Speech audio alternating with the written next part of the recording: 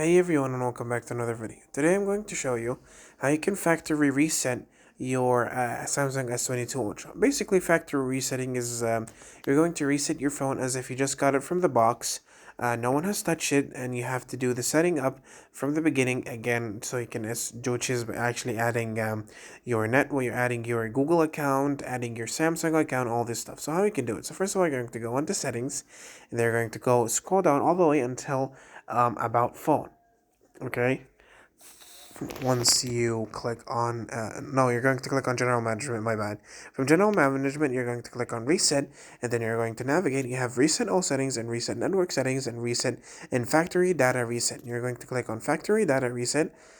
Okay, and once you click on factory data reset, it is going to show you all the things that are going to be reset and a confirmation that if you do want to reset your data or not.